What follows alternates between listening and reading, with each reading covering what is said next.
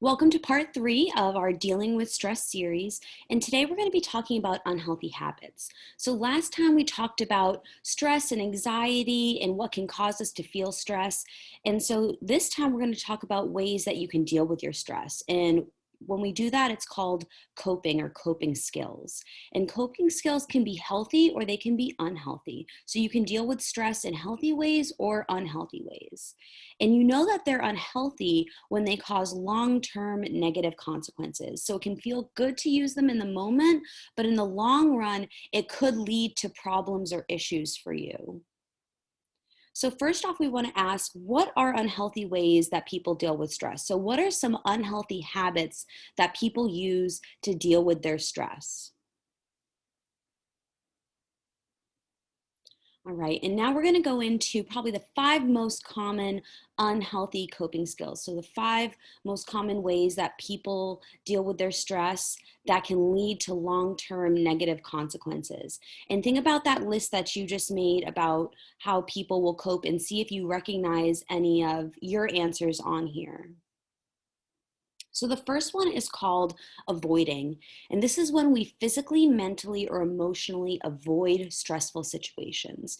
And it can be things like sleeping too much in order to avoid whatever is stressing you out, socially withdrawing or cutting people off. So let's say you're in a fight with a friend, and instead of addressing it or dealing with it, maybe you just don't answer their texts, or you see them out in the hall and you walk the other way. You avoid the situation that's causing you stress.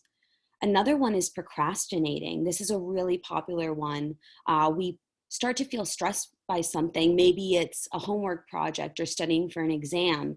And we don't like how that stress makes us feel. So we just put it off and put it off and distract ourselves with other things. But that stress just ends up building up inside of us. It doesn't go away. If you don't deal with it, if you don't address it, it won't go away. So as we wait longer and longer, that stress builds up inside of us. Another part of avoiding is called denial. So, not even acknowledging that there's a problem, because if there's not a problem, then I don't have to deal with it. And it's okay to, when you're feeling stressed, to take a step back from something. But the important part is going back to it. And when you avoid, you just don't go back to it. The next unhealthy coping skill is escaping. And a big piece of this is called self-medicating. So using any kind of drugs or alcohol in order to deal and cope with your stress. So maybe you are stressed out about something and you use alcohol in order to make you feel relaxed.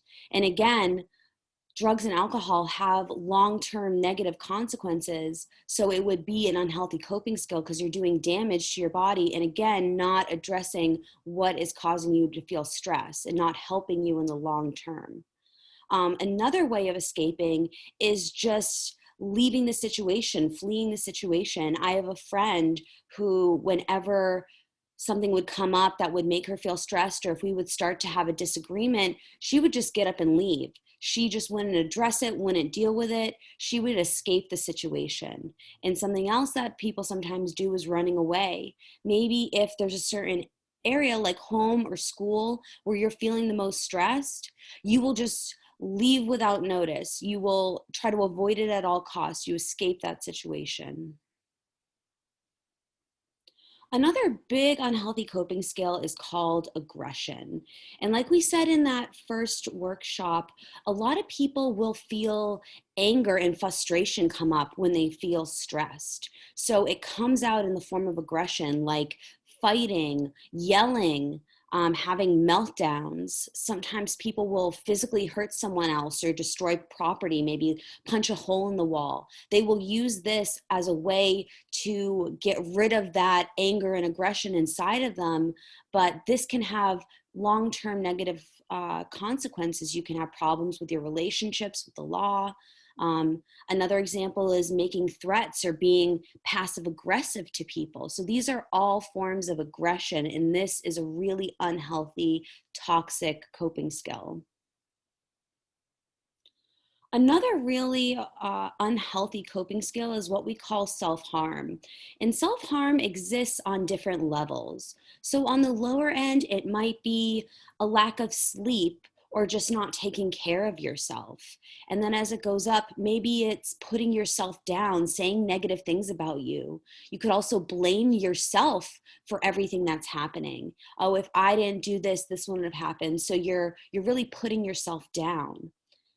And then on the higher end, it's things that can develop like eating disorders, whether it be eating too much or too little.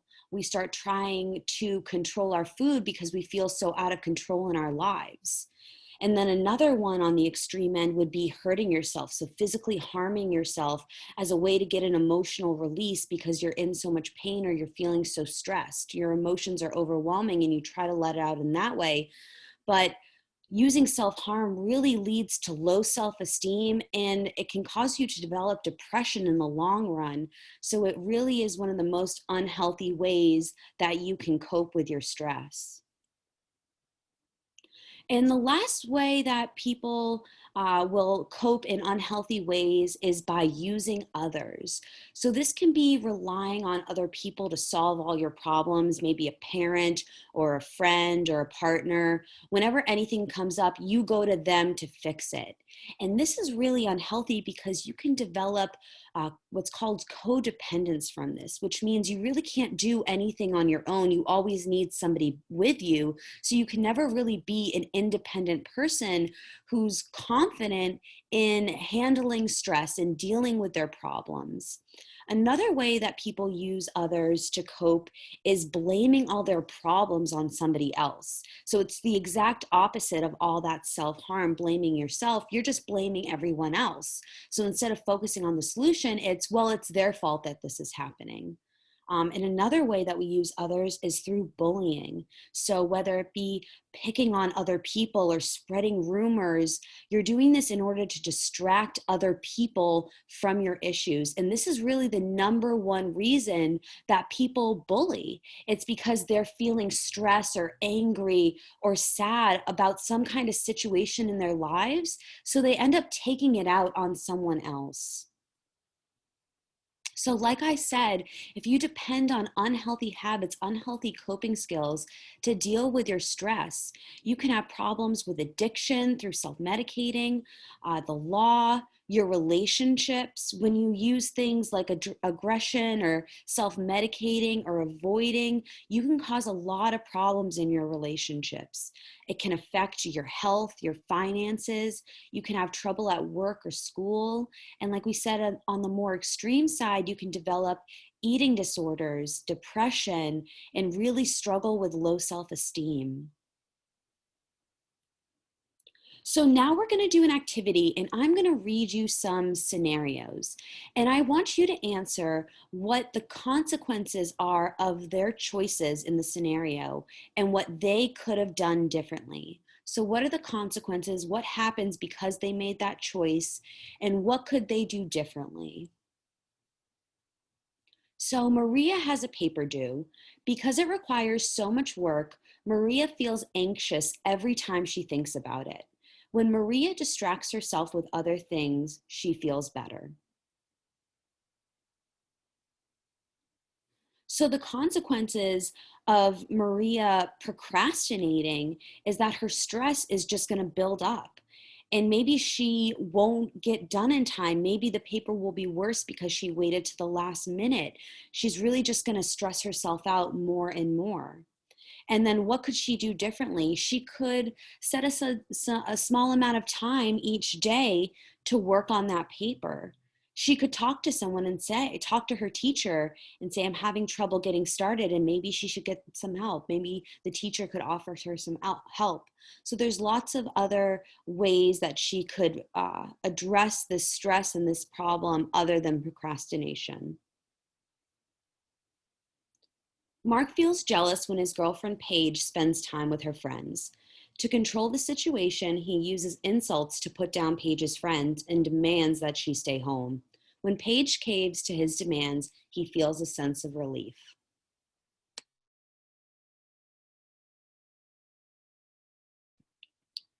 So Mark is using aggression to deal with his stress and his anxiety around Paige spending time with her other friends, and as a way to distract himself from his jealousy.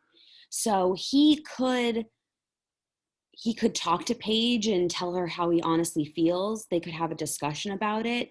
He could talk to her friends and try to get closer with them. Maybe he could ask her if they could all hang out if he's feeling lonely or if he's feeling left out. But he is using aggression in order to have her stay home. So the consequences of that is that it could really damage his relationship, both with Paige and also with her friends. And he's probably just pushing her away, and he's turning their relationship into an unhealthy one because he's trying to control her.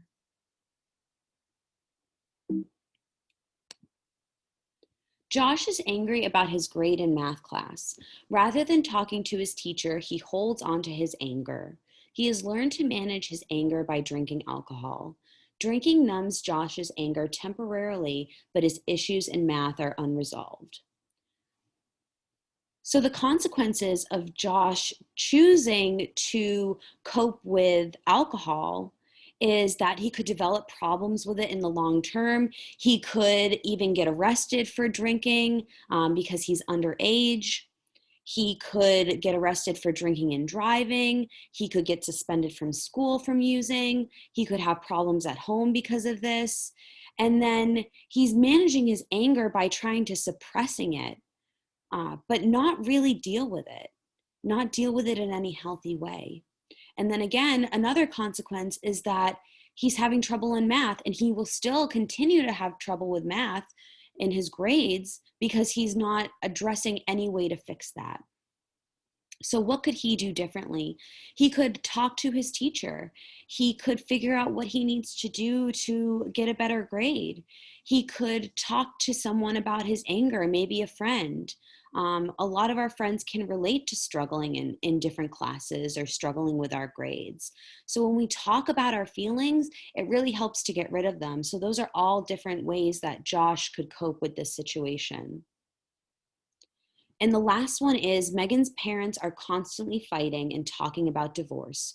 She feels out of control and depressed, so she starts cutting herself as a way to release her overwhelming emotions. By doing this, she hopes her parents will notice how much their fighting hurts her.